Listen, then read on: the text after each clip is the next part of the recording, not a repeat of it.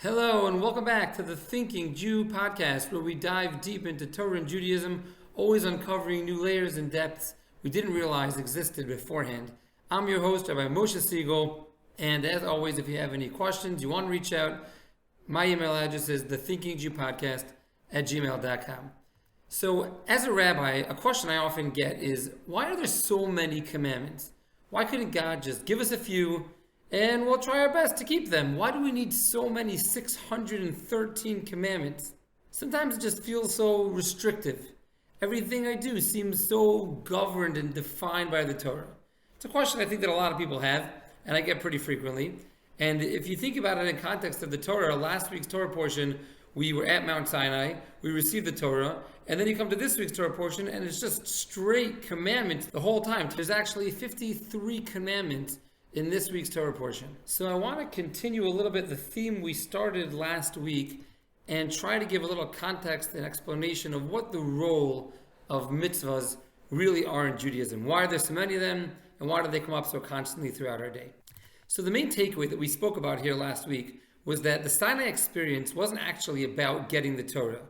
Rather, it was really more about the union, or the marriage, so to speak, between God and the Jewish nation. The greatness of Sinai was that it created this eternal bond and connection between the Jewish nation and the creator of the world. So if that's true, building on that theme from last week, what exactly was the role of the Torah in all of this? It clearly was a super major part of the Sinai experience, and it plays the most significant role in the life of the Jew every single day, beyond just the marriage. Obviously, the Ten Commandments were the crucial part of Mount Sinai. So what role exactly are those commandments and our mitzvahs playing in the bigger picture relationship between the Jewish nation and God? I want to share with you a fascinating piece from the Tosfos, the Das Zakenim. This is actually can be found in Deuteronomy chapter 9, verse 16. And again, as always, the sources for these are cited in the episode description. So if you want to see this inside, you can find it over there. In Deuteronomy over there, Moses is going ahead and he's chastising the Jewish nation for, right after the Mount Sinai experience, going straight into the golden calf, how quickly they left the path of this relationship with God. And Tosfos, the Das Zakenim, gives a parable. He compares it to a king who betroths a woman, he marries a woman, and he says to her, I'm going to send you the ksuba, the marriage contract, in a little while with the best man. And when the best man arrives, ksuba in hand, he sees this woman and she's involved in an affair. So what's his reaction? Immediately he gets up and he tears the ksuba into pieces. So too, explains the Das Zakenim, Hashem betrothed the Jewish nation at Mount Sinai, and Moses, the best man, comes down carrying the ksuva, the two tablets, written on them the Ten Commandments, and when he sees the Jewish nation in an affair with an alternate God, the golden calf, he smashes the ksuba into pieces. So we see a fascinating thing here. The Das Zakenim is explicitly comparing the role of the Torah as compared to that of the Kesuba. Now, no one in the right mind would go ahead and say, what's the definition of marriage? The definition of marriage is you're keeping the Kesuba. You're upholding all of the guidelines and rules of the marriage. Of course not. The marriage is the relationship. The Kesuba is just the contract. It's not the marriage itself. Yet when people think about Judaism and mitzvahs, what is mitzvahs all about? We define it as Judaism is about keeping the Torah, upholding the mitzvahs. That's really a skewed perspective. Judaism is about the relationship. It's about the relationship we established with God, and the Torah is the contract. So to go one layer deeper, let's just think for a minute together. More general, what is the role of rules in general? Let's start with marriage. Why are there rules for marriage? Why don't we just say, everybody be a good guy, be a good girl, everyone be a good person, and if everyone's good people, your marriage will be great. And we can apply this really to any system of rules. Let's say in work, or in school, or driving on the streets.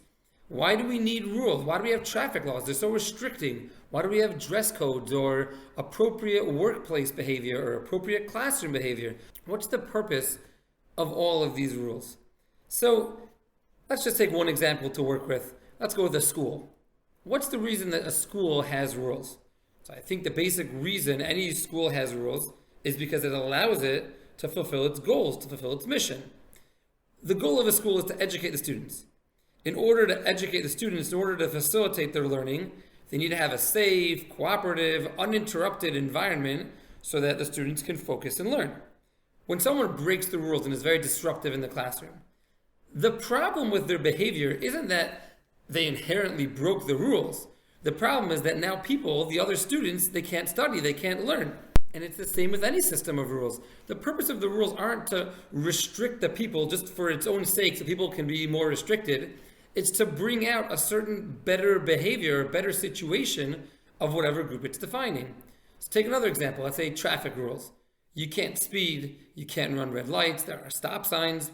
What's so bad about running a red light? I need to get somewhere very quickly. It's not the fact that you ran a red and the rules of the city are you're not allowed to run reds.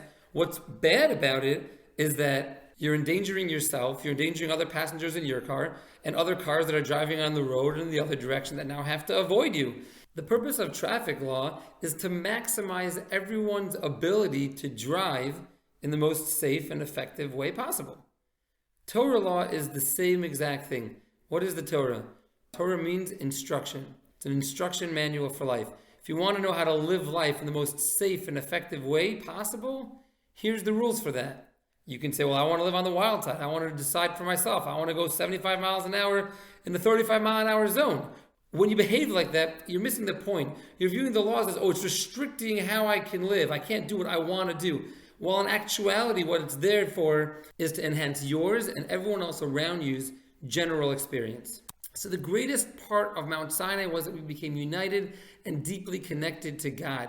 But once we and God committed to that, God then gave us the ultimate gift. He gave us the contract that delineates the rules to make this union as amazing, as deep, and as successful as possible. God says, you want to connect to me? If you take advantage of these opportunities, these positive commandments, things you should do, and you avoid these pitfalls, the negative commandments, that will be the most efficient and safe way of going through life and developing a meaningful, deep relationship with me. So to summarize, every relationship we have comes with a set of rules. Your relationship as a citizen of your country, your relationship with your boss, your relationship with any family members, be it a parent, a child, a spouse.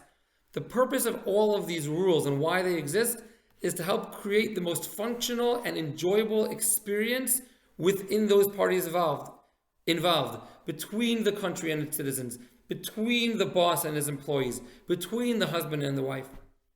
And this is exactly the role of the Torah as well. But in the end of the day, we have to always keep in mind the rules aren't the focus of the marriage.